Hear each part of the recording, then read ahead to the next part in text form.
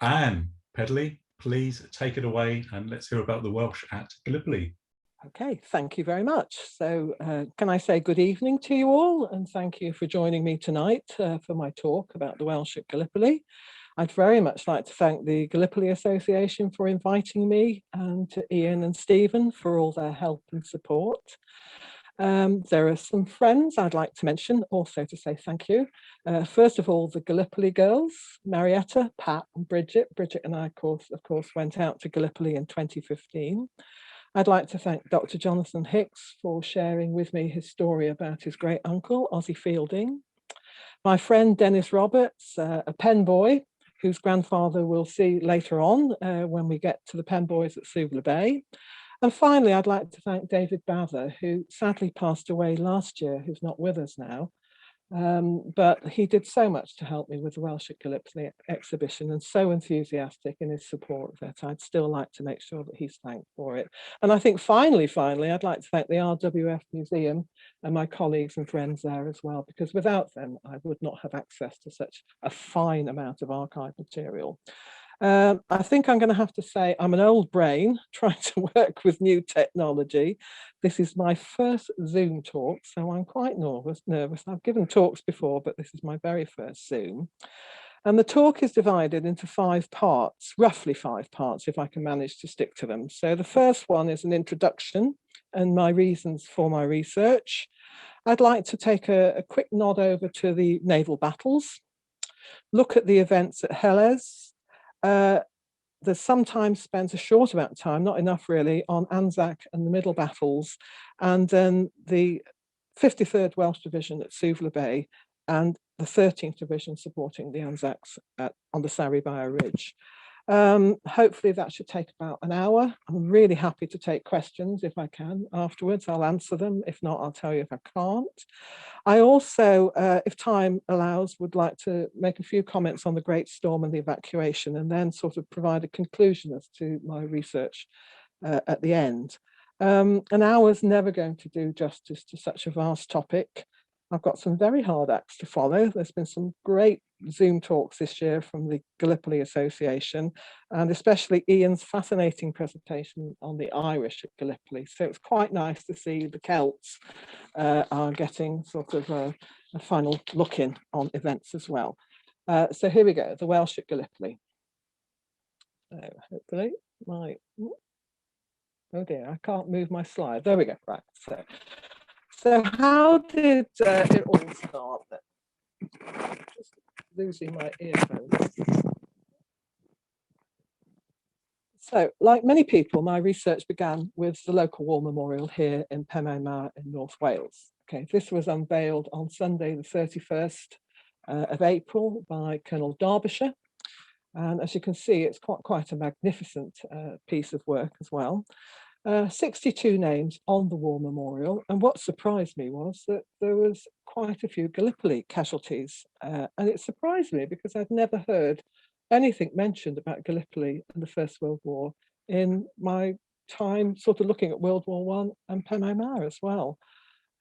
Taking my research a little bit further, this is the Menai Bridge War Memorial at a beautiful area there, and if you look at the war memorial closer, what you will see is they've actually managed to put Gallipoli on the places where the guys died, and you'll notice the name of Captain A.C. Davis at the top and Private J.W. Levitt round about the middle as well.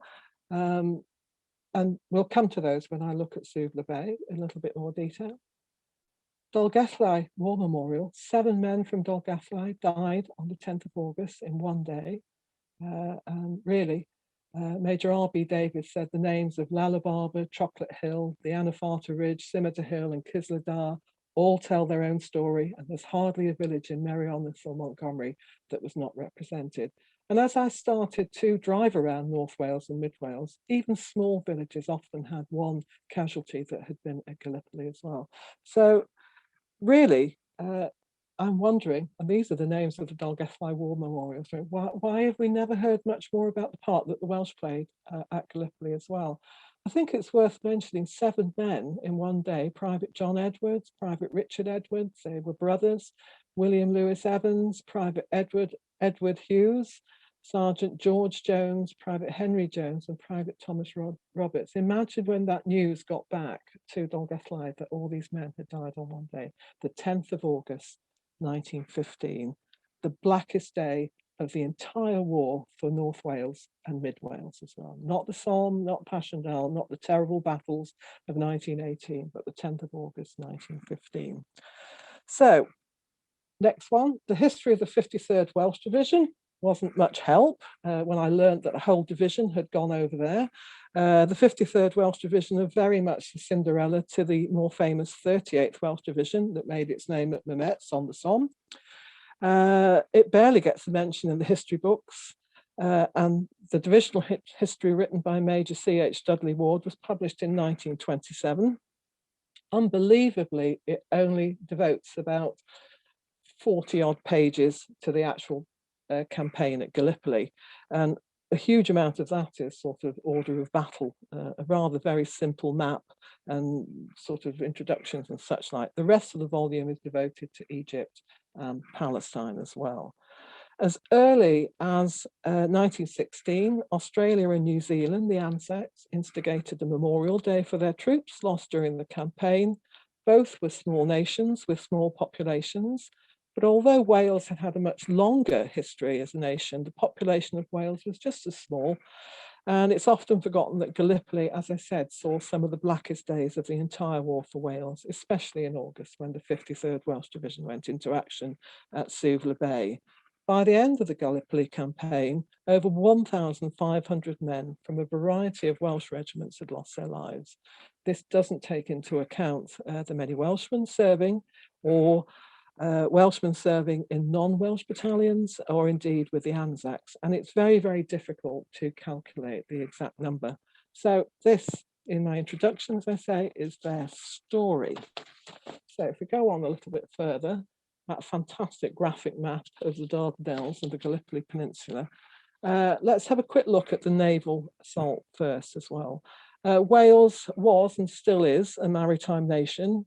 And in 1915, of course, or pre-wars, large ports such as Cardiff that shipped coal all around the world and Holyhead, that was a gateway to Ireland, ensured that there was many a Welshman who made a living either in the mercantile marine, the fishing fleets, or joined the Royal Navy. And it's no surprise that once it was decided on a naval assault at Gallipoli, there would have been a significant number of Welsh sailors aboard the ships as well.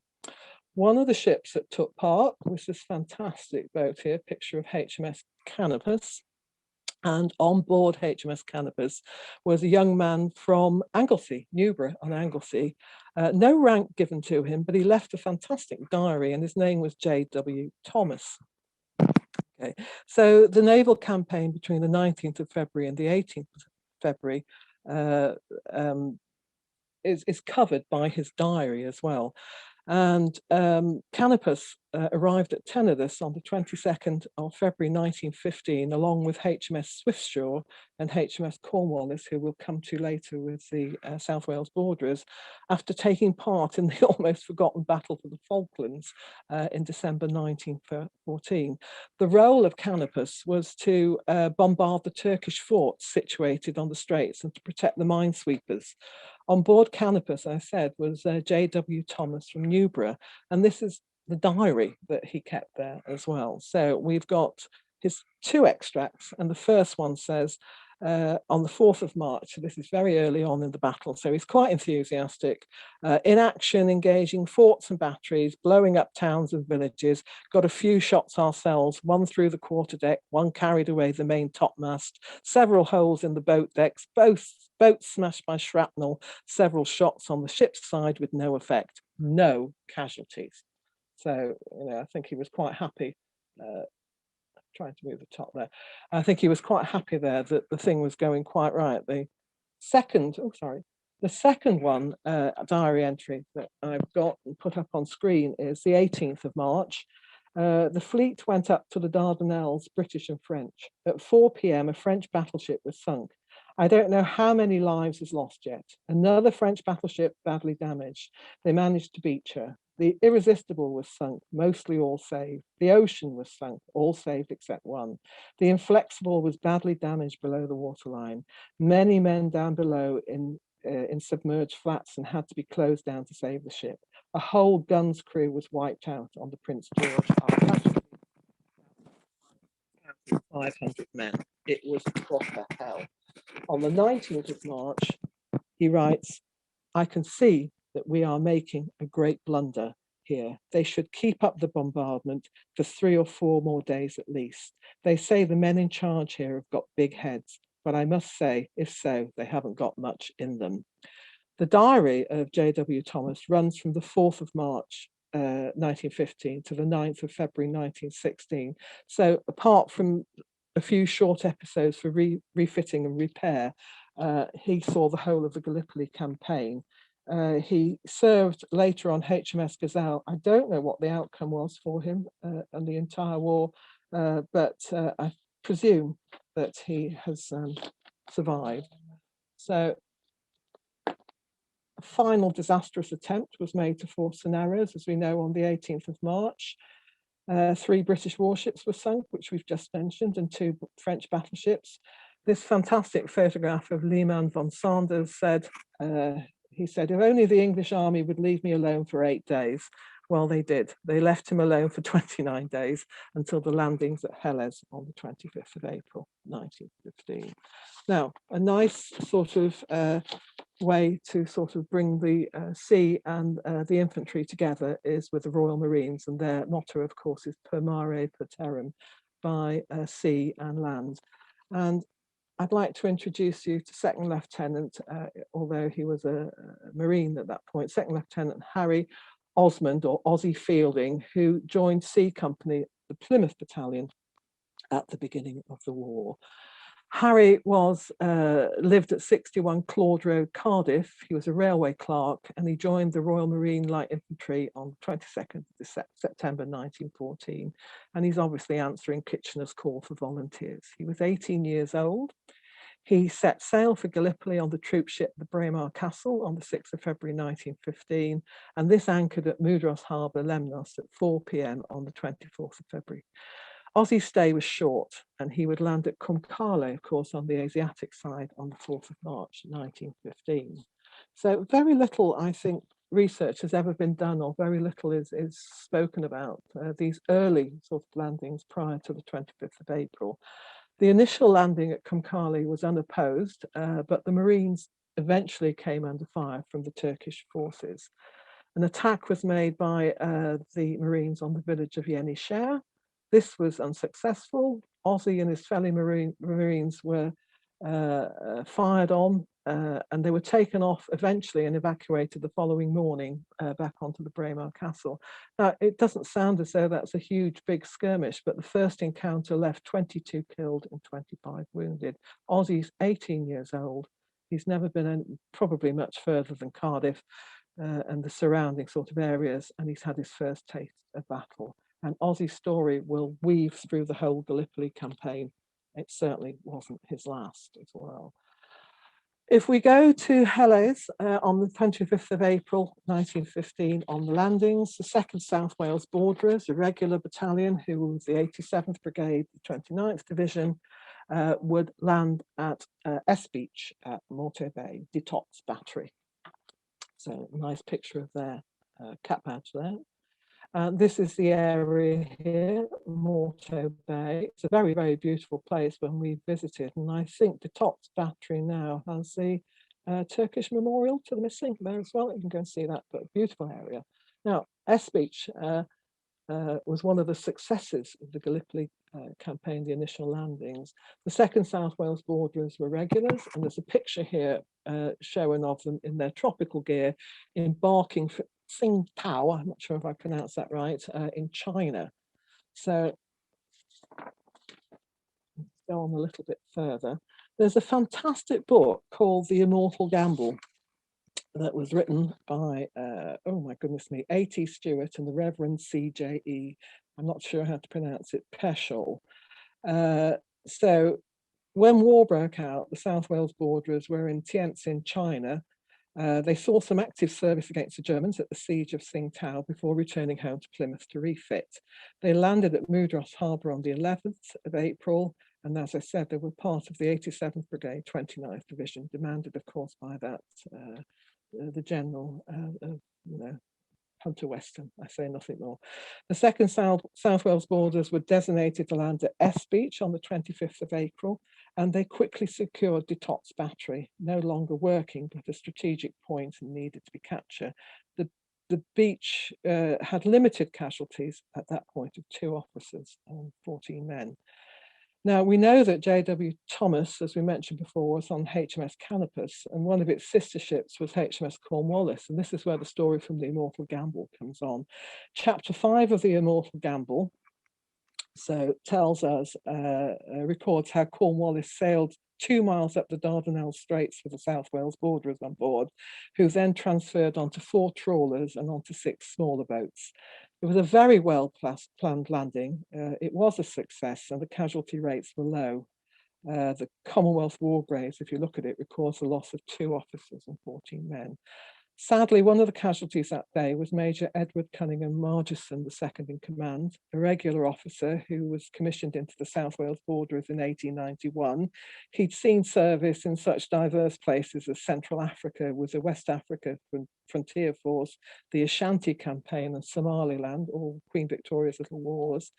And after scaling the cliffs in his shirt sleeves, he was shot in the chest shortly afterwards, one of the oldest borderers to be killed that day. If we quickly look on that one. So there's a picture here from the Immortal Gamble of HMS Cornwallis preparing to land the 2nd South Wales Borderers onto S Beach. And a quote from the book says, "Into the water, up to their middles, the soldiers jumped, and a hot rifle fire was opened on them as they dashed ashore without a moment's hesitation. Their losses, 14 killed and 57 wounded, including Major Margeson and 2nd Lieutenant Behrens." That's chapter 5, The Great Landing. Well, this is Lieutenant Robert Philip Behrens, killed on the 25th of April, a career soldier, who's about 21, 22 years old. He came from Denbigh in North Wales and attended Winchester College, where you can read a biography of him if you go onto their website. He rode and played golf for his house. He was a career soldier, but he was mortally wounded on the 25th of April, and he died on board. He died of his wounds on board ship and was buried at sea by the crew of HMS Cornwallis. His colonel wrote to his parents, even as he lay mortally wounded, he continued to encourage his men. And you can just see there his name on the Helles Memorial, Lieutenant Behrens there. Here we have Private William Harry Smith. It's been very difficult to find any accounts of the landings at Morto Bay. I'd be very interested if anyone's got anything they could tell me a bit more about it. He's sitting down here in the photograph, and he was also killed on the 25th of April, 1915. None of the men that were killed at Morto Bay have got graves. They're all commemorated on the Helles memorials. Back to another map of Gallipoli, and that's the Morto Bay area there that we've just talked about, an S Beach. And the next person that I'd like to talk about is what the events, I should say, that happened at V Beach. And this is able seaman William Charles Williams, who got a Victoria Cross. So if the events at S Beach had gone well, what could go wrong did go wrong next door, where the main landings were taking place at V Beach at Helles. The modern Trojan horse, really, the SS River Clyde, had been deliberately beached by its captain, Commander Edward Unwin, and that was around 6:25 in the morning between the old Turkish fort on the left and Sed El Bahr Castle on the right, with a middle ground and landing area heavily defended by the Turkish army, who of course had the high ground, and its machine guns providing enfilading fire. Almost from the beginning, things just went completely wrong. A strong current prevented smaller boats from landing directly onto the beach, and many men loaded with equipment drowned before even setting foot onto the beach itself. The floating bridge on the SS River Clyde collapsed, and almost immediately this occurred because of the sheer number of men leaving the River Clyde, the ship. Watching these events unfold were 2 men with Welsh connections on board the River Clyde. This is one of the men, able seaman William Charles Williams from Chepstow in Montgomeryshire, and the other person was Lieutenant Colonel Charles Hotham Montague Doughty Wiley of the Royal Welsh Fusiliers, who was on board the River Clyde, invited by General Hamilton onto his staff as an intelligence officer and advisor. One of the quotes that I find almost chillingly terrifying that I've read over the years was from a gentleman that was flying above V Beach, Charles Rumney Sampson of 3 Squadron, Royal Naval Air Service. He was flying his seaplane and he reported that the sea was absolutely red with blood to 50 yards out at Senal Bar. So something had to be done. Okay, so William Charles Williams was born in Shropshire on 15th of September 1881. Family moved to Chepstow, Montgomeryshire, 10 years later, and he was educated at Chepstow Grammar School, but he entered boy service in the Royal Navy in 1895. He joined the crew of HMS Terrible when it was diverted from its original destination to China, diverted to South Africa, and he took part in the war against the Boers. Williams' medals include a QSA medal with 2 clasps for the relief of Ladysmith and the Tugela Heights, interesting as he's in the Navy. But even before Gallipoli, Williams, clearly a brave man, had been recommended 3 times for actions of bravery before World War I by his commanding officers. And all these actions occurred ashore and not on board ship. I mean, I could spend a whole hour talking about this young man. In 1910, he joined the Naval Reserve, and on the outbreak of war, he volunteered to join HMS Hussar, whose commanding officer was Captain Edward Unwin, who had also retired in 1909. We talk about the 6 VCs before breakfast with the Lancashire Fusiliers. On board HMS Hussar, though, that was captained by Captain Edward Unwin, there were actually 5 men that would receive the Victoria Cross. So Unwin himself, William Charles Williams, George Sampson, George Dury, and Wilfred Oban Mallison. So I think the story there is there to equal the sort of 6 VCs before breakfast. We can get an idea of the chaos that was occurring on V Beach by reading what Lieutenant Colonel Weir de Lancey Williams of the Hampshires had to say. He also had a brother serving with the RWF in France, and he wrote initially that he thought things had gone quite well, but within a few minutes, with the tow within a few yards of the shore, hell burst loose on them. 1 boat drifting to the north, all killed, others equally helpless. Our hopper, the Argyle, gone away. So we've got a little picture here, a dramatic drawing of Unwin and Williams to rectify the situation. They took almost immediate action, boarded one of the lighters. Sorry, my microphone's going. Boarded one of the lighters with the help of a pinnace crew, and they headed for the rocks to secure the line and to haul the lighter into position to form a floating bridge. Well, this must have taken almost Herculean strength to do this with the tide floating past them. It was all done in deep water, only a few feet away from the rocks, with a very, very strong tide. Unwin and Williams took the strain on the rope to keep the boat steady, and through sheer strength and guts and will, they got the monsters ashore. Unwin and Williams were by now targets, of course, for the Turkish guns and small arms fire above them. Unwin actually kept a 5.0 lyddite shell that had been fired from the Asiatic side and had landed within a foot of him at his home in Hampshire. He kept it by the fireplace. Williams was hit by a shell and became unconscious and died in Unwin's arms. His captain described him as the bravest soldier I ever knew. Unwin survived Gallipoli and the war, but William Charles Williams died of his wounds shortly afterwards on the River Clyde, but he's got no known grave. He's commemorated on the Portsmouth Naval War Memorial and the Chepstow War Memorial.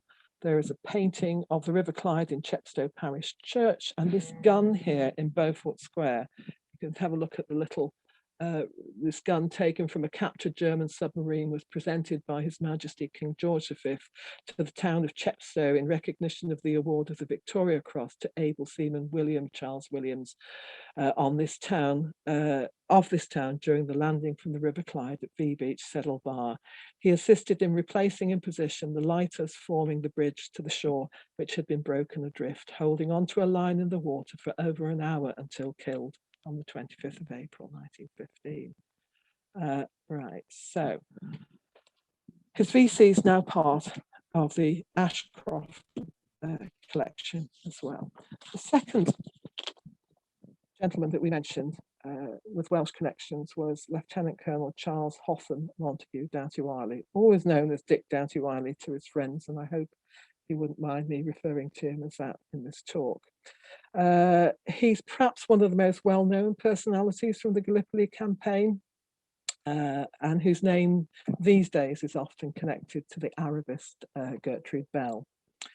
He was born in London, not at Theberton Hall, on the 23rd of 1868, Royal Welsh Fusiliers 1889. He saw a huge amount of active service in his life. The first piece of active service was during the Hazara Black Mountain operation on the northwest frontier in India in 1890. This was also the first place where he was wounded. After this operation, his military biography reads almost as a list of Queen Victoria's little wars. The relief of Chitral with Chitral Charlie Townsend, Crete, the Nile Expeditionary Force at Khartoum, China, the Boxer Rebellion, South Africa, and Somaliland. In 1907, he changed his military career for a diplomatic career and became vice consul for the Konya region, Turkey. And he was instrumental in quelling a massacre of Armenians at Adana. Doughty Wiley was decorated by the British and Turkish authorities for his intervention in the massacres and became a bit of a celebrity. He was written about in the Times and people got to know him. The Armenian diaspora today that has spread all over the world, he is still known as a hero to them. And we've had quite a few visits to the archive over the years about Armenians, doing some research on him as well. It's at Adana in Turkey that he first met Gertrude Bell, and their relationship has been a topic of discussion over the years. Not least was she the only woman at Gallipoli, and unfortunately that would take another talk of an hour to even touch on the subject as well. And I know my dear friend Brian Cleary did a fantastic talk at a Gallipoli Association meeting about 2 years ago. In 1912, Doughty Wiley and his wife Lily served with the British Red Cross during the Balkan campaign between Turkey and Greece, and he was awarded the Turkish Order of Medjidi for his services. So we've got a picture here of what was happening on V Beach. There's Lieutenant Colonel Doughty Wiley, looking a bit frayed at the edges here, I think, because possibly his relationship with Gertrude Bell and his wife was a little bit sort of awry at that time. If you look at his medal ribbons, I can transfer that to his medals, which you can see at the Royal Welsh Fusiliers Museum in Carnarvon. And although we haven't got a full picture of them, the bottom two are Turkish orders, which is very, very unusual as well. So here's Doughty Wiley. He's on the right. Hamilton is on the left. I hadn't realised actually what a tall man he was compared to Hamilton, who was a bit frail. But that's on board, I think, possibly the River Clyde. I'm not too sure, but taken just before the landings. So it was clear that the landings at V Beach had gone terribly wrong. There were horrific casualties, as we've mentioned, and failure to take and hold the beachhead really would result in the whole campaign ending almost as soon as it had started. So by mid-afternoon, the troops who had managed to land were clinging on to the shoreline, as Ian told us in his fantastic talk in January. They were pinned down by Turkish guns and troops that held the higher ground. Further landings were suspended until darkness, where more men could be landed on the beach. Overnight, it became apparent to Doughty Wiley and others, indeed, that something needed to be done.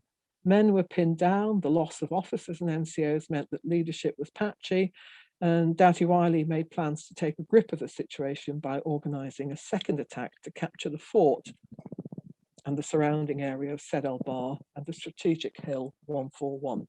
And that would be called Doughty Wiley Hill eventually. Famously only carrying his walking stick, and there's many in the Royal Welsh Fusiliers that did lead that way, Doughty Wiley led the attack on Hill 141, later, as I said, named after him, and nearing the top was shot in the head by a Turkish sniper. Doughty Wiley was buried at midnight, and his grave remains the only isolated grave and individual grave on the peninsula. There we have a picture of his grave that Bridget and I took in 2015 when we visited B Beach. And then we go back to the story of our Marine, Aussie, on Y Beach, Aussie Fielding. Bear with me a bit. So, Aussie's story continues on the 6th of May, and the Plymouth Battalion are involved in yet another battle, his third in a matter of weeks. On the night of the 28th and the 29th of May, the Plymouth Battalion was ordered to relieve the 1st and 3rd Australian Brigades at Anzac Cove. Later, they were transferred to W Beach and were left there to do beach duties for some time. Sorry, that's said 28th, 29th of April, sorry. On the 6th of May, Aussie and the Plymouth Battalion took part in 2nd Krithia and remained in the area until the 6th of June, when a third attack was made on the village that was never taken. By this time, dysentery as well as battle had taken their toll on Aussie, and he was sent to the 1st Field Ambulance Hospital suffering from influenza, and was eventually diagnosed with dysentery. Aussie's war was not over. He would witness the Grand Fleet at Scapa Flow and would be commissioned and serve on the Western Front. Aussie never got over his experience at war at Gallipoli and on the Western Front, and sadly took his own life on the 13th of August 1937. So let's go a little bit on here. Oh, sorry, I think I went a bit ahead of myself. In fact, Aussie's story has got a middle bit as well. We look at Y Beach. The 87th Brigade was in action at Y Beach with the Cosbys and A Company of the 2nd South Wales Borderers. The Plymouth Battalion was led by Colonel Godfrey Matthews. They landed at Y Beach on the 25th of April 1915. Forgive me for not mentioning that before. They were initially unopposed. A small party of Marines made it into deserted Krithia, which was, of course, needed to be taken on the first day. And until reinforcements were arrived, eventually the troops were pinned down on the beach. By dawn, the Marines had lost 56 killed or wounded, the Cosbys 296, and the South Wales Borderers, I think, 72. Matthews had no option but to organise an evacuation back to the boats. Aussie made it back to HMS Goliath, his second taste of action at Gallipoli. And really, that should have come before that one. So, Anzac, on to Anzac. And I'd like to mention a Welsh gentleman, Sergeant Robert David Jones from Penmaen Mawr, who by this time had emigrated to first New Zealand and then Australia, and was with the Anzacs landing on the 25th of April 1915. So he was born in Derbyshire around 1883, and he worked for the Penmaen Mawr Granite Company for many years. He lived at Bryn Arvon, Penmaen Mawr, which is in the middle of the town, and he emigrated first to New Zealand and then to Australia. When war broke out, he was living at Shell Harbour, Kensington in Sydney, New South Wales, and he enlisted almost immediately on the 27th of August 1914. And all these documents can be seen in the National Archives of Australia website, that excellent website that can be used by everybody. His age is given as 33 years and 7 months, but no date of birth.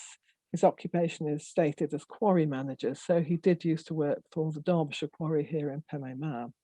It also states he'd undergone an apprenticeship and he had worked for 10 years in the quarry industry before emigrating. He was unmarried. David Jones was an exceptional footballer and played as an international for New Zealand, the only Welsh international player from Penmaen Mawr. With his 3 years previous military experience with F Company, the 3rd Volunteer Battalion, Royal Welsh Fusiliers here in Penmaen Mawr as a sergeant, He also spent 6 months gunnery training with a field artillery company as well. And he served 3 months with the Mounted Rifles of New Zealand.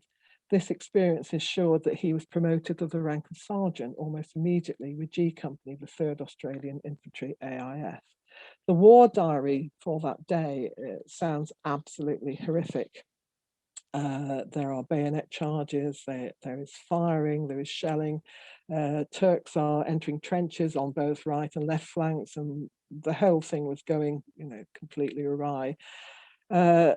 This went on for 2 days, and eventually Robert Jones was killed on the 27th of 27th of August 1915.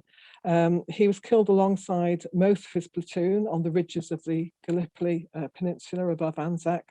And as the area was under enemy observation, the men had to dig his grave while lying flat on the ground. And amazingly, there's a picture of his grave in the Australian War Memorial archive that I was able to pull out. So that's an original picture of it. The grave must have been lost because he's commemorated on Lone Pine Memorial now. So 3rd Battle of Krithia. Let me just go on a little bit here. So here's Aussie. We'll put Aussie back again. I think one of my slides must have got out of order here. So we've mentioned this before, that the Plymouth Battalion were ordered to relieve the 1st and 3rd Australian Brigades at Anzac Cove. Later, they transferred to the beach on beach duties. As I mentioned before, he took part in these battles for Krithia, but by the time he got to the end of June, dysentery and influenza had taken their toll, and as I said before, Aussie was finally diagnosed to be too ill to work, and he was admitted into hospital. So 3 battles for Krithia, April, May and June, and the 2nd South Wales Borderers took part in 2 of these battles. One of the South Wales Borderers was Lieutenant Rupert Charles Inglis and his brother Lieutenant Henry Inglis. They were southwest of Krithia when between the 10th and 11th of June an attempt was made by the brothers and the men from the 2nd South Wales Borderers to capture an enemy sap. Rupert later died of his wounds received in battle, and his brother Harold was awarded a military cross for trying to save him. There's a lovely picture of Rupert Charles Inglis on his apple farm in Canada prior to the war. So he came all over Canada to join and to serve at Gallipoli as well. August 1915 saw the final attempt to break through at Gallipoli.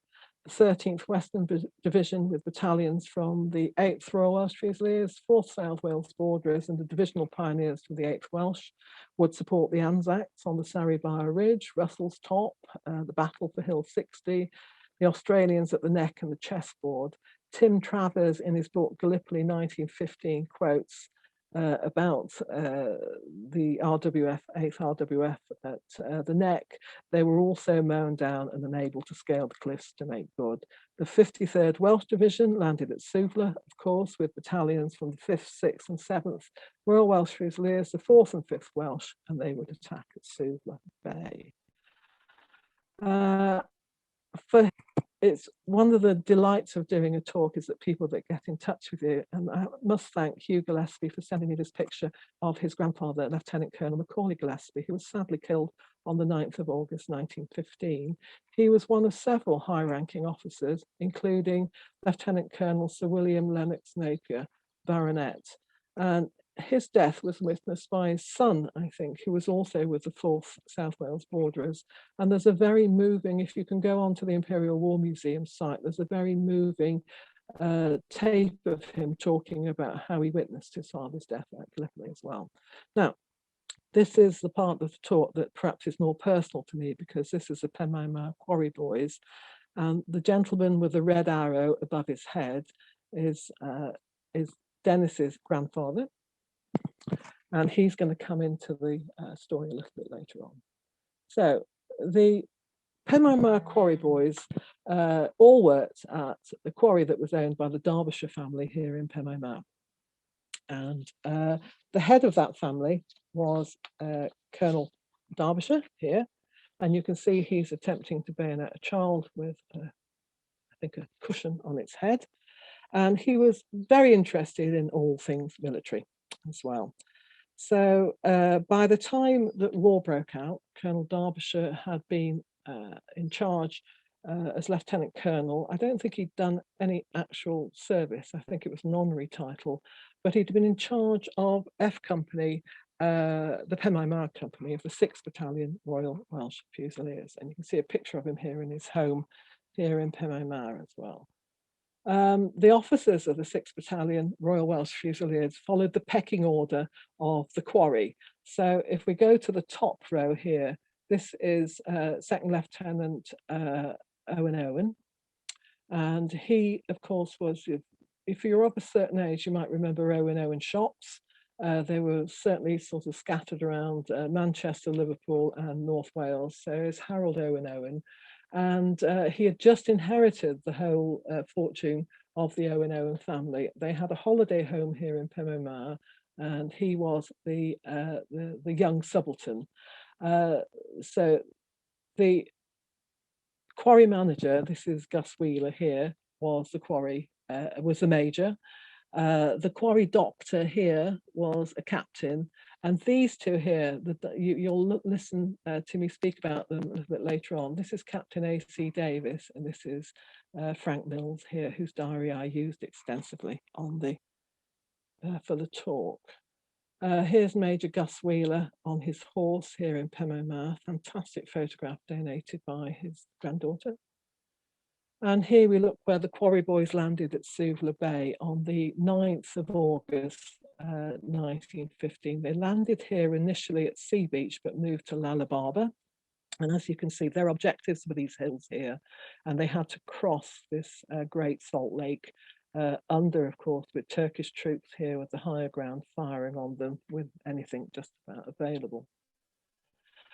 Here's one of the landing instructions for Suvla Bay. So you can see, you know, they've got to 200 rounds of small arms ammunition, 3,500 for a machine gun, to 2 lots of iron rations per officer and man, all having entrenching tools and as much medical and engineering equipment as possible is to be carried by the men. All water receptacles will be carried. Units will go off in small ships, to each of which a military landing officer will be told off by the senior officer on board.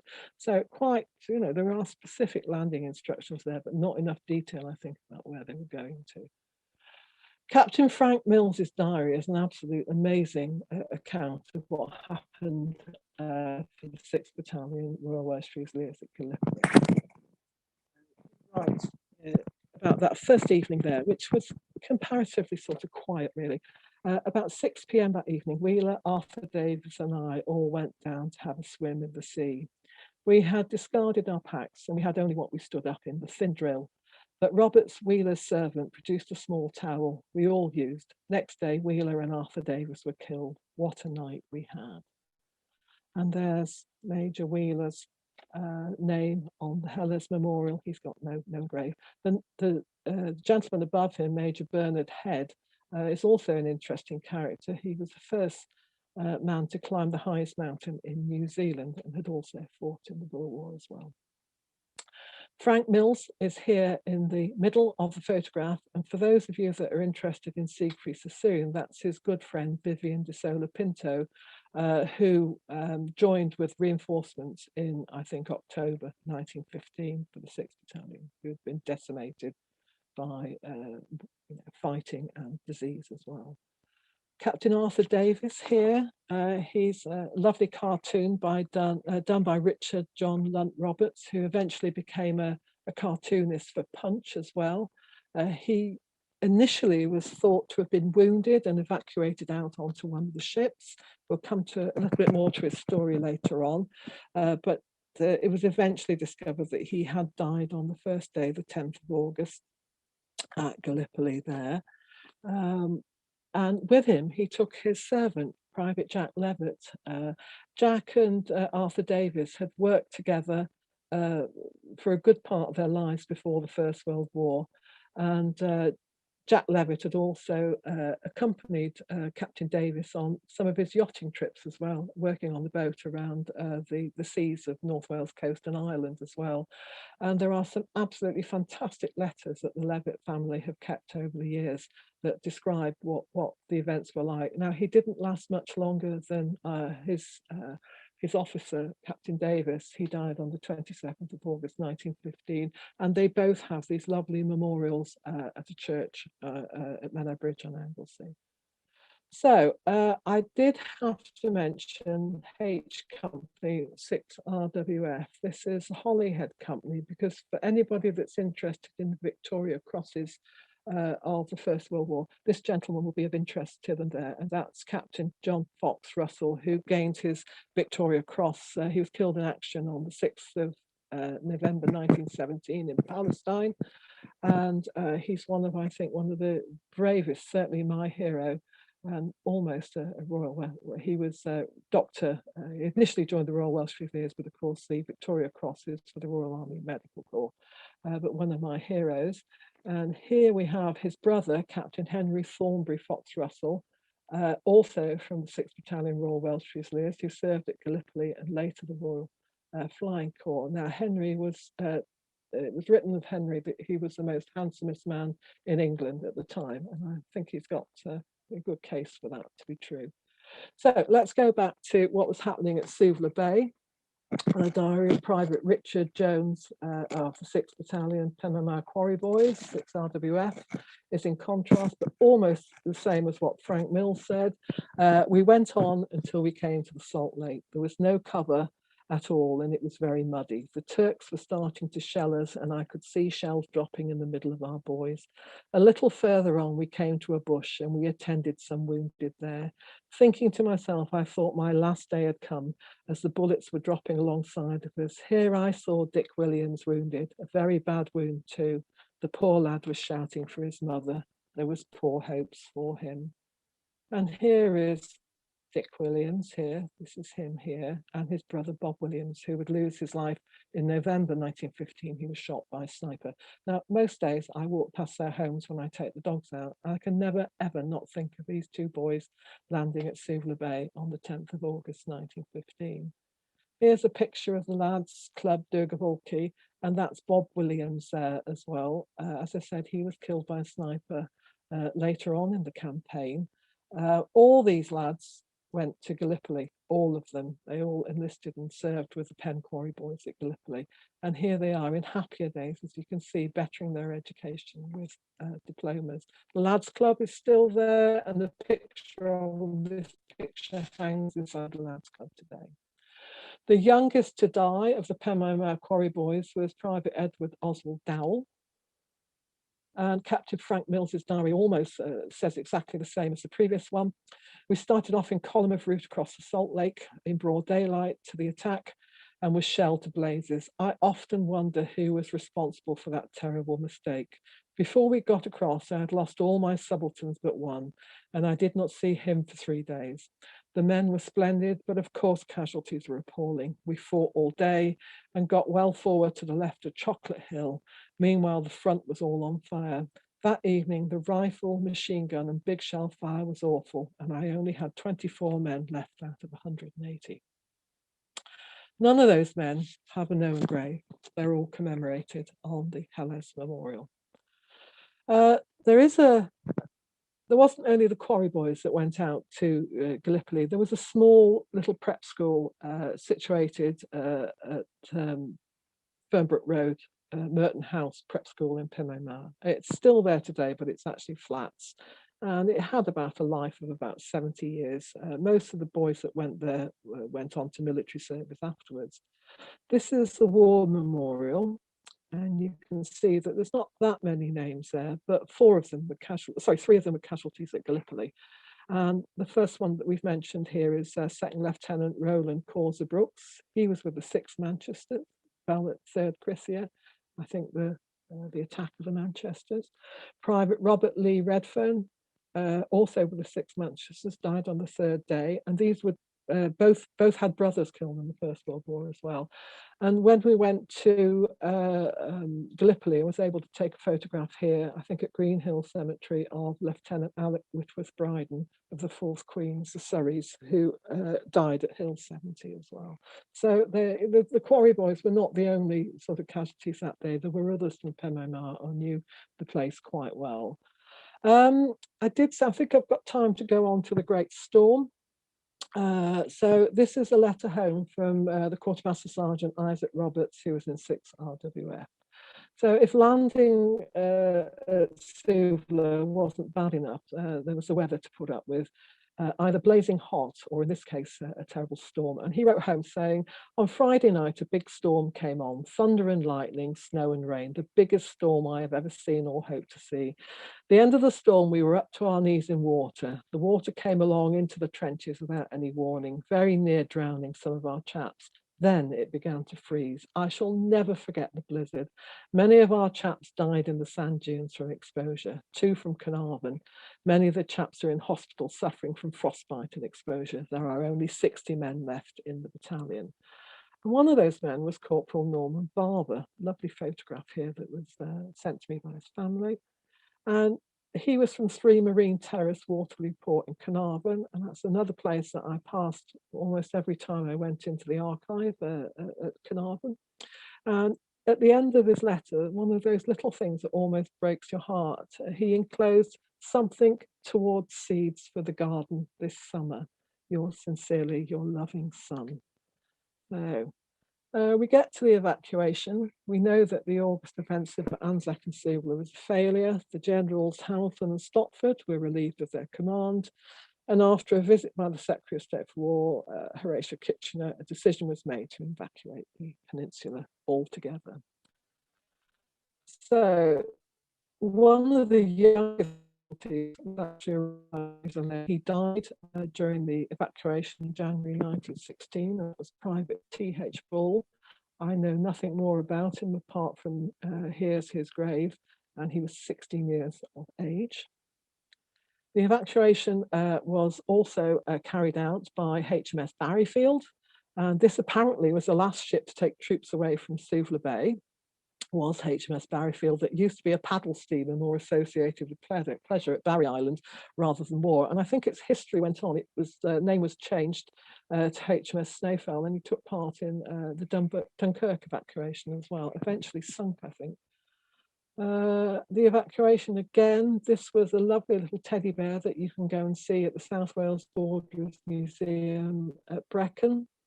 Sergeant Sidney Davis Bean, it's on display there. DCM of the 2nd South Wales Borderers found it during the evacuation of the trenches at Helles. The fate of its owner is not known. So this little teddy bear was taken out there. I think we have to assume that maybe the owner didn't make it. Remembrance. It's pretty difficult after the war, even to get out to the Western Front. So the difficulties of getting out to Gallipoli were just almost insurmountable. In 1926, Ian Hay did publish The Ship of Remembrance, and it's a small book that tells the story of a group of people that go out to Gallipoli and it's almost like a pilgrimage there to visit the sites and to commit to remembrance of people that they lost there. Far more interesting, though, perhaps in aspects of the Welsh at Gallipoli, was in 1928. We mentioned earlier Captain Arthur Davis, who was killed on the first assault on the 10th of August 1915. He was captain from Anglesey, North Wales, and his sister travelled to Gallipoli to tour the site in remembrance of her brother as well. And there was this little small photograph album, I think, that was presented to the Levitt family. And here's a couple of photographs from them as well. So that's actually the Salt Lake and Sea Beach, that picture that she took. And then here we've got a picture of Cape Helles Memorial, and they've put underneath it showing the lighthouse. You can't see it very well on this, which illuminates the memorial continuously at night, and the memorial service at that point was in progress. They never learnt anything more, I think, about the fate of Arthur Davis, and he's also commemorated on the Helles Memorial. I was able to take out a little bit of granite from the quarry. Bridget and I took this out when we went to Gallipoli in 2015. And if the boys couldn't come back to the quarry, we felt a bit that the quarry could at least go out to them, because they died a very long way from their beautiful mountain home. So we left that at Barber Cemetery, the nearest we could think of to where they were landing at Sea Beach. So, right, my conclusion then. So why were the Welsh sort of forgotten a little bit? Well, there's a few reasons I think that I can put forward. The events at Gallipoli took place in 1915. The war would last another 3.5 years, and it's possible that Gallipoli just got consumed into the larger picture of the war, just forgotten. 1915 was a very bad year for battles. Neuve Chapelle, Aubers Ridge, Festubert, Second Ypres, Gallipoli, later Loos. None of these battles shifted the stalemate on the Western Front or at Gallipoli. And really, they're not really spoken about a great deal in all aspects, I think, of the history of the Great War. Comparison to other parts of the country that served at Gallipoli, I don't know. I don't know if Gallipoli is recorded or remembered or commemorated any more or any less in any other parts of the country. And I'd be very interested if people could tell me if it was or wasn't. We know that Australia and New Zealand, of course, made a very early on made Anzac Day one of the major commemorations for their countries. I'm not sure how France commemorates Gallipoli at all. Again, I'd be interested to find out. But I think the main reason why Gallipoli and the Welsh are not commemorated, because they have, there's a feeling of failure. Blame on the territorials, Robert Graves, rumours, King George V, and let's have a little look at that in detail. So, Hamilton's report, almost immediately after the events on the 10th of August, to Kitchener. This is very bit Crawley, this one. Heartfelt thanks for your cable expressing satisfaction with our work. Truly, Lord K, I'm deeply touched with your action in sending me this most kind message. I think you really must be, what I have always half suspected, a superman, for you have the balance of mind to be able to take pleasure in our gains without fretting too much over the decisive victory we have missed for the moment by the skin of our teeth. They tell me Lindley and the 53rd Division are impossible at present. They were tried yesterday. So on the back of that, we get Stopford's report to Hamilton, which was included in the report to Kitchener as well. So he states, I deeply regret to say that as regards the Welsh Division, I am entirely disillusioned. They showed no attacking spirit at all. They didn't come under heavy shell fire, nor were they very near, nor were they tested, but they not only showed no dash in attack, but went back at the slight provocation and went back a long way. Lots of men lay down behind cover. They were, even when they were called on to do so by the staff and other officers, that they seemed lost and under no leadership. In fact, they showed that they are not fit to they are not fit to be put into the field without the help of regulars. Hamilton received that and then added another note onto his. I quite agree with Stopford. It is a million pities we cannot bring on these new troops quietly by mixing them in the trenches with war veterans. I think, oh, you're the general, aren't you? Robert Graves didn't help either. If you look at chapter 11, page 1918 of Goodbye to All That, that's Penguin edition. He writes, during the war, the Royal Welsh Fusiliers swelled to a size that imperiled regimental esprit de corps. Now more and more new battalions were added. Even the 25th Battalion went to Palestine in 1917 and proved as good as the 8th. That's the 40th Brigade, 13th Division. So the regiment tentatively accepted the new army battalions one by one as they proved themselves worthy by service in the field. It never accepted the territorials, and my note here that he uses a lowercase t, disowning them contemptuously as dog shooters. The fact was that of the 4 territorial battalions that failed signally in the Suvla Bay landing at Gallipoli, one battalion, it became known, had offered violence to its officers. The commanding officer, a regular, had not cared to survive a disgrace, which even the good work that these battalions did later at Gaza could not cancel. Now, I know that there was a very, very sort of long discussion about this on the Great War Forum, and nobody could find any evidence that what Graves said there was true.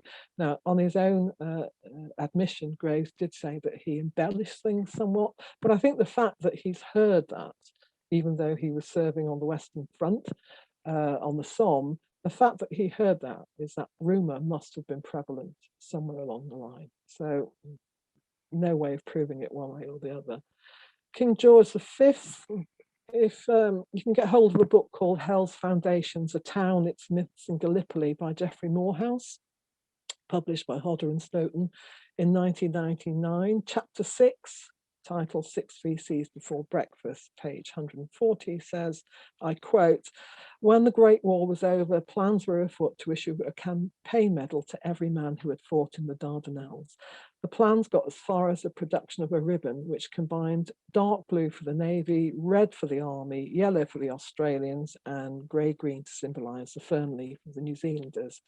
But neither the Gallipoli medal nor the ribbon was ever issued, because apparently King George forbade them.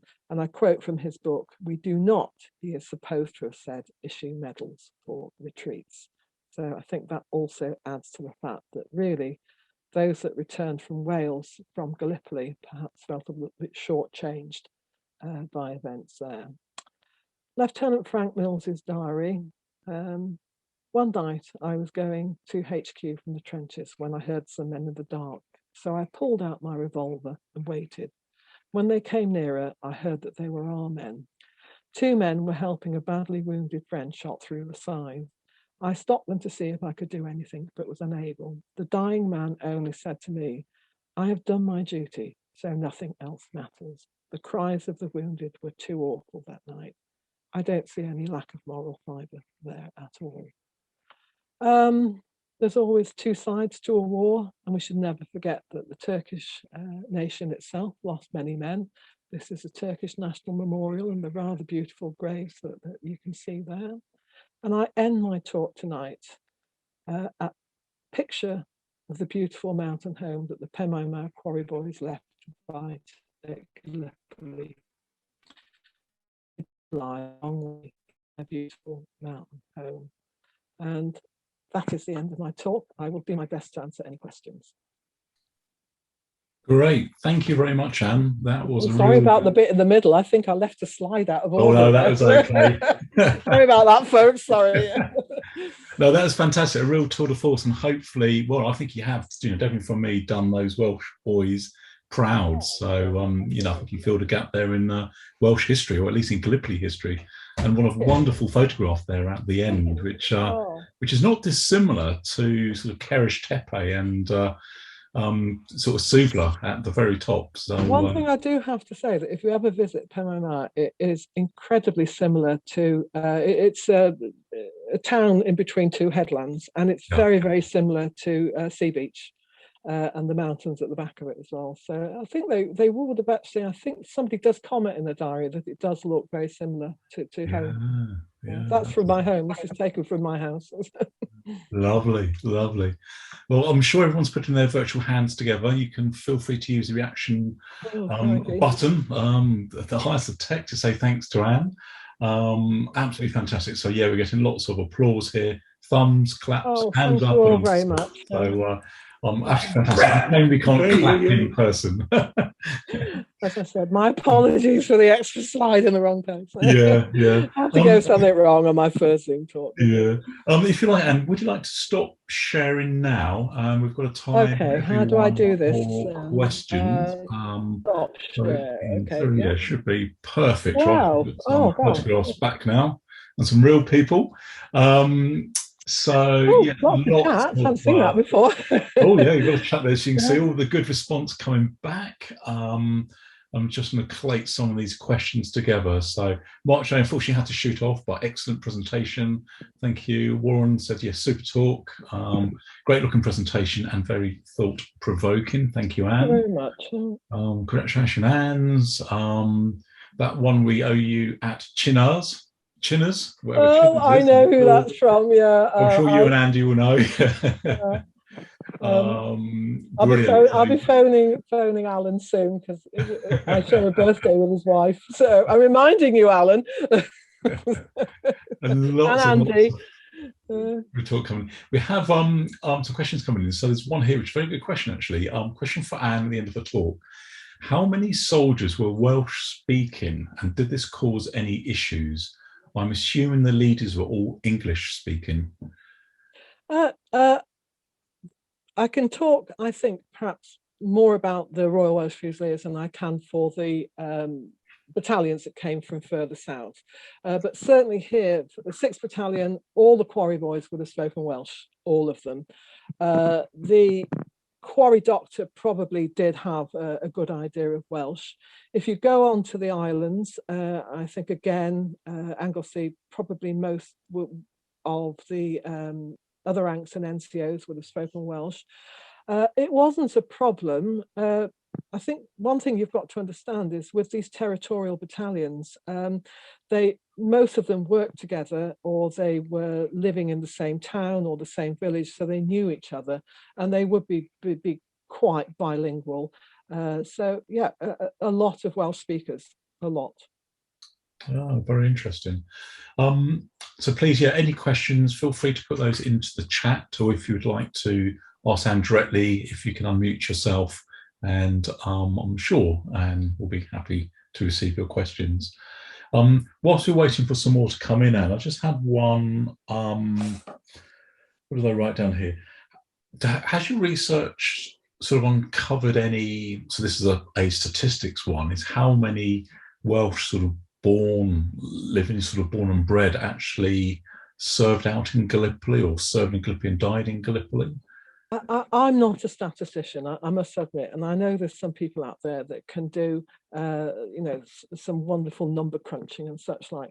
I think again, if you look at the territorial battalions, most of those would have been Welsh born, I think. Even the officers as well. The 8th Battalion, the officers, quite a few of them were from Oxford University. They had a officers unit there, and but the young men, the NCOs and the other ranks as well, were probably Welsh speaking too, but perhaps less so than the 5th, 6th and 7th battalions RWF. I'm not sure about the other. I think it's a difficult sort of question to answer that, because there also would have been quite a lot of, if you look at the way that the 53rd Welsh Division was made up, you've also got the borders as well. So you would have had Welshmen in Hereford joining up. You would have had people from Chester joining, the Welsh battalions, and vice versa. So I'm not the statistics, I think, are very, very hard. The best I could do was look at the Imperial War Museum, the Commonwealth War Graves Museum website, I should say, and just count up how, as best as I could, how many people were first of all in the battalions, and then try and do a troll through which had the words Welsh in them or something. So I think that I've given it I think a very low figure of 1,500 men were killed. That's also, of course, a direct figure of people that lost their lives. It was difficult to take into account people that died of their wounds later on, and of course there were several people later on after the war ended that certainly didn't survive for many years afterwards as well. I think that's a very good point. I've come across some in the past which were wounded at Gallipoli and died in 1921, 1922. Some recorded as a war casualty, although only one, but all the others sort of died and buried in a civilian grave, but in their death certificate states, died due to war wounds and things like that. So it is difficult. I mean, there's one gentleman here, I think, in Penn that died in 1922, and that actually he went on to serve in the Palestine campaign, but he died of tropical diseases that had taken over control of his body by that time. He just didn't survive the war or the life out there as well. Fascinating. We've got Hugh Gillespie stating the 4th Battalion South Wales Borders, many of the officers strangely were Irish, including his grandfather. So that goes to show, which is fascinating. Just have a look through the chat very quickly, see what we have here, make sure I haven't missed anyone. Steve, can I just mention something? Yes, please. Could you read out the chat that you Tunchai Yilmaza just posted. Okay, because he's talking about Welsh taken prisoner by the Ottomans. Yeah, sure. I haven't got that far down yet, so okay. I'll definitely ask that question, Tom. Thank you. So just going through Graham Walker, very interested in the River Clyde. How many different units were actually aboard the River Clyde on the 25th of April? Well, that's going to take an expert on the River Clyde to answer that. But, you know, there's a whole division, isn't there, almost packed into it at some point. So, I can probably jump in and help on you can do that one, maybe. Yeah, Stephen, so apart from Mr. Doughty Wiley, we sort of heard about earlier, there was a battalion of the Royal Munster Fusiliers aboard, the Hampshire Regiment, and I think a few Dublins as well. There's a few, and some battalion, Royal Naval Division, and some engineer companies. So yeah, quite a few. We're talking about there, about sort of 2,000 men, sort of give or take, on that one. That's very unfair. There's only one Welsh guy, as far as we know. Well, there's like Williams, so two at least we know about. Working down, afraid I have to go. Yeah, done that one. Tunchai. So yeah, found 4 Welsh soldiers. This is what Tom was referring to, that were captive by the Ottoman troops in Gallipoli. One was a Thomas Owen, 1st 7th Royal Welsh Fusiliers. A Rye Lurd, it looks like, 9th Welsh Regiment. Thomas Griffiths, 8th Welsh Regiment. And last than Griffiths, I think, was the last Allied soldier at Gallipoli as a POW, captured, it looks like, on the 30th of November, 1915. So that's interesting. 4 Welsh POWs, at least, that didn't go home at the evacuation. Well, that's very interesting, and I've done absolutely no work on prisoners of war. I've got, I can refer to a small amount that were in Palestine that I know something about locally, but I've got no idea about prisoners of war at Gallipoli. So I'd be very, very interested if any information's passed on there. That would be fantastic. Yeah, fantastic. I'm sure Tunchai will pass that on. We've got it in the chat. I can email you this as well, and put you in contact with each other. He goes on to say, some of the testimony of, so what's quite interesting is the Ottoman records actually have some of the, what do you want to call them, right, sort of like the debrief papers. So when the soldiers were captured, they used to ask them their rank, serial number, etc. So he has a list there. So I'll forward that on to you, Anne. Thanks very much. It's very, very interesting. I'll give you some history into that. I think in total, there weren't too many Allied prisoners captured at Gallipoli. I think you're talking roughly, in the research I've seen, is around 500. Right. So in proportion of those killed, it's a fairly small number. Of course, the 2 days later, the famous story of the Norfolk's landing, aren't there? The going. Oh yes, you don't want to go there. Frank Beck and such like,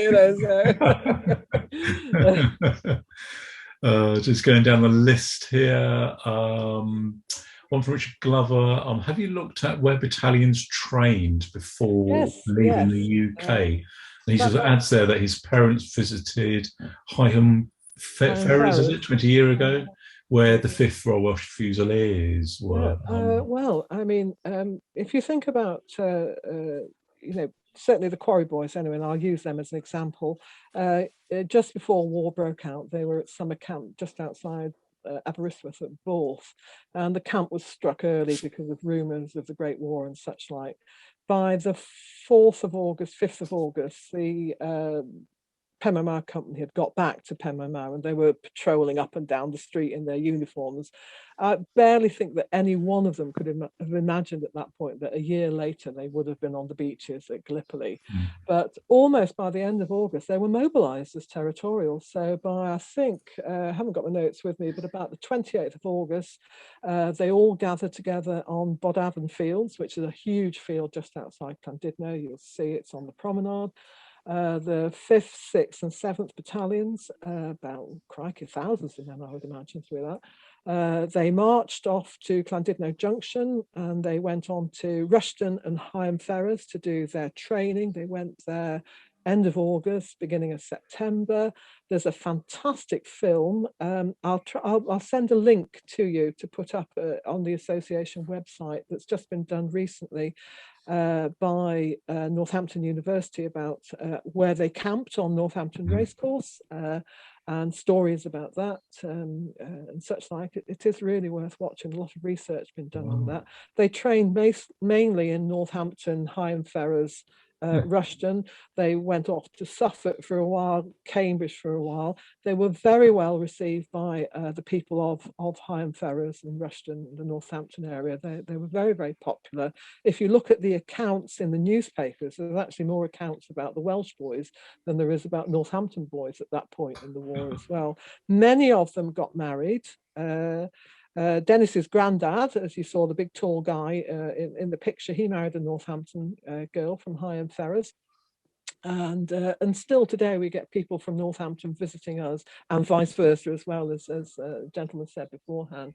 There was only one blip in the whole thing. There was rather a nasty murder just before they sailed off in July for Gallipoli, and that ensured that 3 officers had to stay behind with the prisoner. I won't go into too much detail about it because it's a long, long story, but those 3 officers were almost certainly, perhaps, were lucky. Maybe they would have lost their lives on the landings as well. So they stayed home to attend the court martial of the guy. That's probably lucky for them.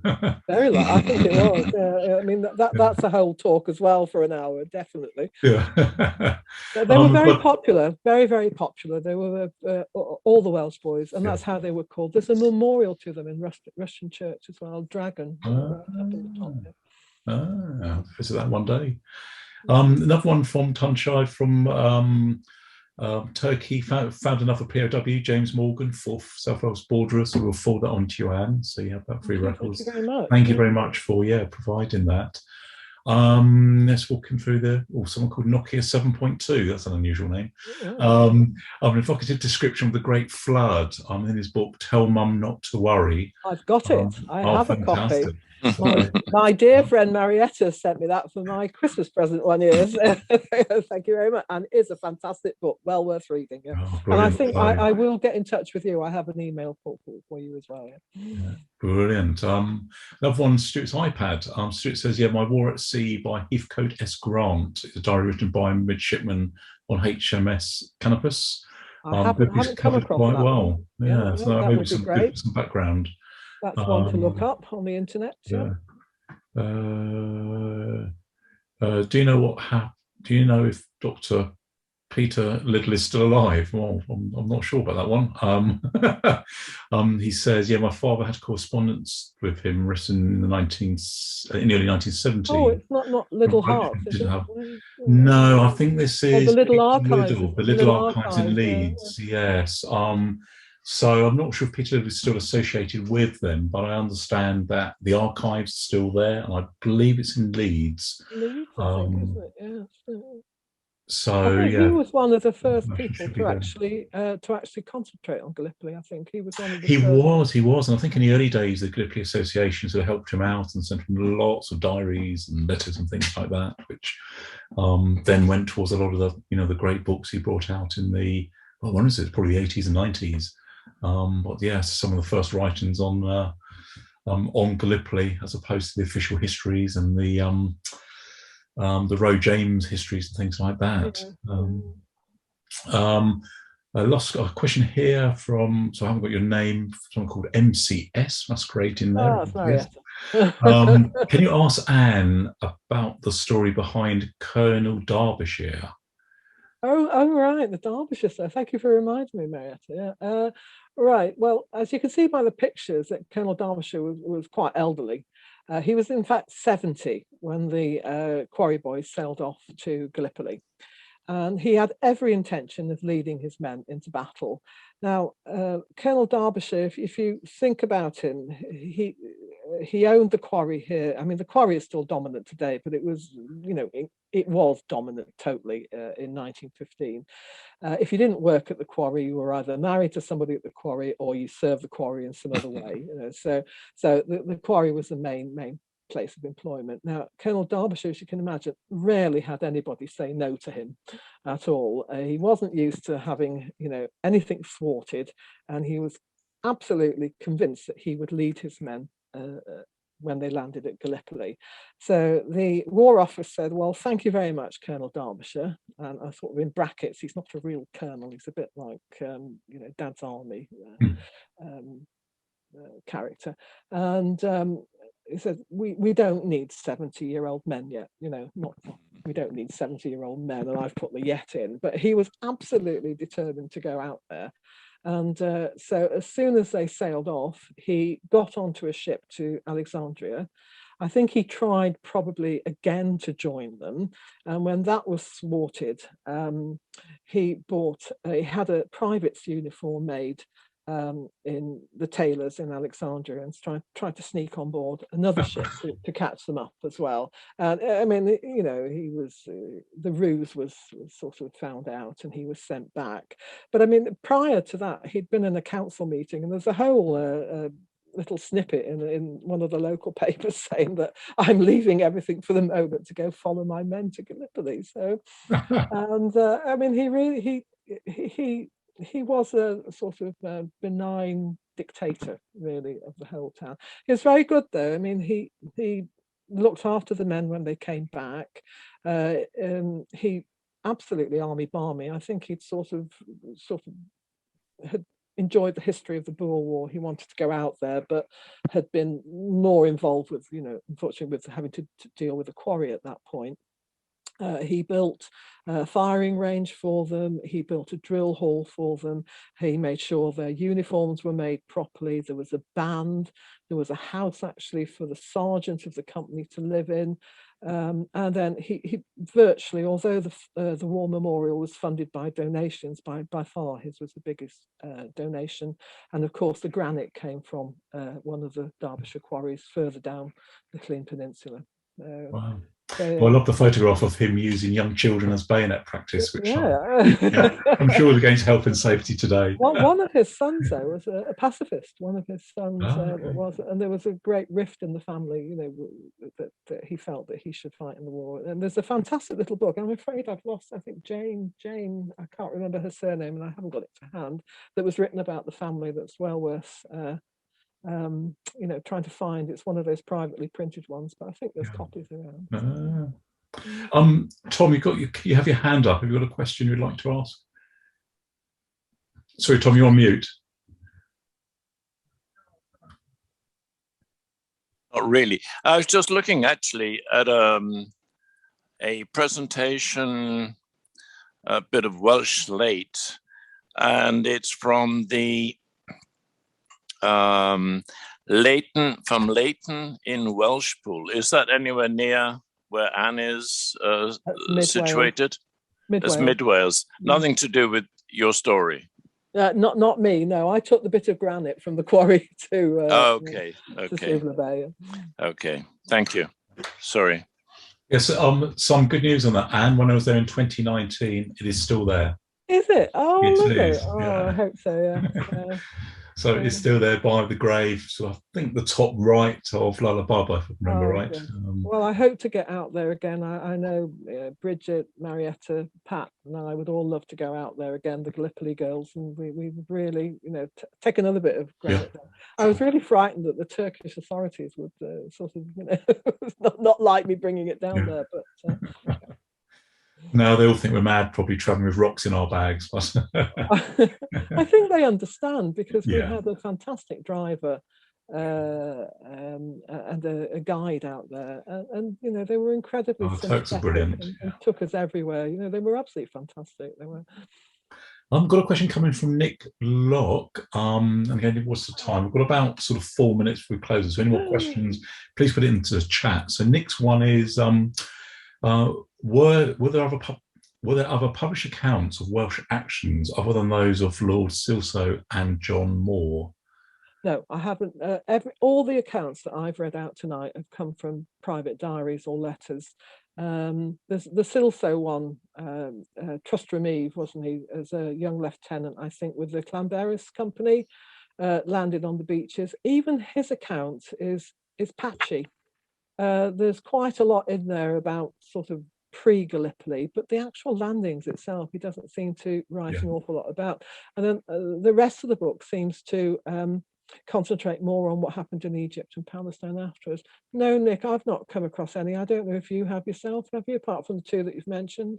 No, I think the only one is Owen Owen's. There's a little. Oh yeah, that's biography of him. Welshman in Mesopotamia, isn't it? Yeah, Harold Owen Owen. Yeah, Well, I mean, he's a very interesting Jack Gillespie. character.